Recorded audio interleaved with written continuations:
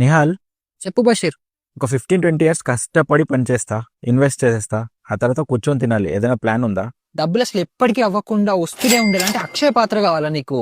Super, అంతే కావాలి.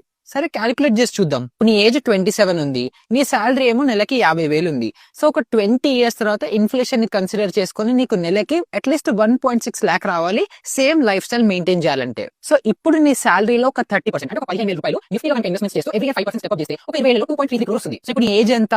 47. ఇప్పుడు నువ్వు SWP అంటే సిస్టమాటిక్ విత్డ్రావల్ ప్లాన్ ని యాక్టివేట్ చేసుకొని ప్రతి నెల 1.6 లాక్ రూపీస్ విత్డ్రా చేసుకుంటూ దాన్ని ఎవ్రీ ఇయర్ మళ్ళీ 10% తో పెంచుకుంటూ పోవాలి. నీ ఖర్చులు కూడా పెరుగుతాయి కదా. సూపర్, ఇది ఇలా చేస్తే ఎన్ని ఇయర్స్ వరకు వస్తుంది?